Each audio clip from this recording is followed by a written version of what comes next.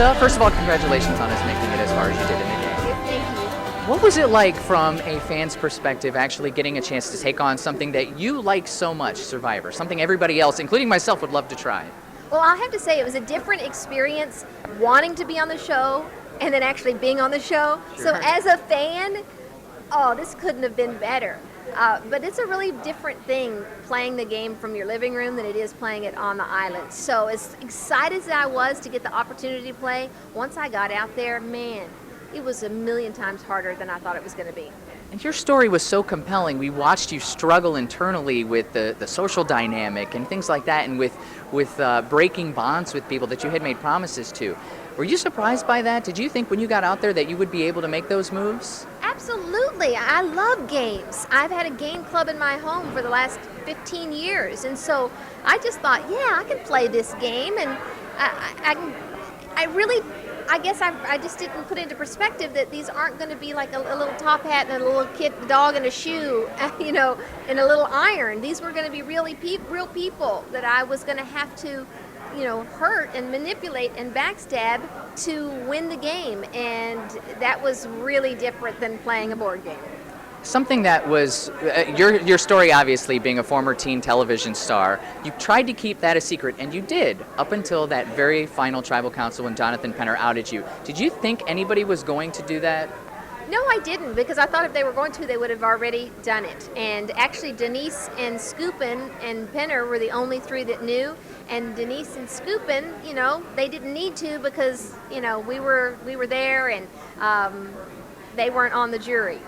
Penner, on the other hand, felt like he was upset, I think, that he was there and not here. Were you surprised he did that? I was surprised. Now, as far as an actress goes and loving television, it made for better television for him to do that. So, is for the good of the whole series, I think it was a great ending. What was your reaction? What was the reaction from you as far as the votes were concerned? Did you expect to get more from the jury? Oh, no, I truly thought it was going to be a landslide for Denise. Absolutely, I was shocked, and when I saw that, you know, they had RC put, you know, show it up there, I was absolutely shocked. Then why not take Abby to the end? Because I thought there was no way that Malcolm would lose that final immunity challenge, and we needed all guns. We needed, and she's got the guns. Sure. We needed, and there was no way Abby was going to beat him. I didn't know it was going to be that kind of challenge. And so what are you going to take away from this experience? When you look back down the road, what is the thing you're going to think about the most? Is there one particular moment? Would it be when your brother came out to the island and visited you? I think that definitely, because that's a lifelong, everything's a lifelong moment from this game. But that we were always close, but that bonded us to a degree that it's hard to describe, but for the rest of my life, we'll share something at a very deep level that's worth more than $1 million. Well, something that happened after the show was done taping, there were headlines that were released that you had come down with West Nile Virus, and a lot of people were talking about that.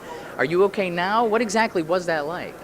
Yeah, I am fine, really, and even then it wasn't this dramatic thing. I had just been exhausted and was sleeping 10 hours a night and getting sleepy by 6 o'clock, so I said, run every blood test there is, something's wrong. And it came up West Nile. What's ironic is that I had 1 million bug bites in the Philippines. I had 2 in Dallas, and it was the one in Dallas. Wow. Okay, so how would you sum up your Survivor experience? Oh no, a roller coaster, emotional roller coaster, and all that goes with it. The nauseous feeling on the drops, and then the absolute exhilaration and glee when you're just about to plunge. Would you do it again?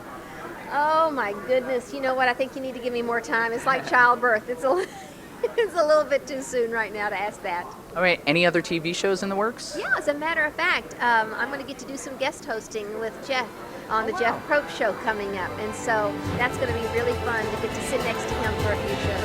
All right, Lisa, congratulations. It was very nice to meet you. Thank you for your time.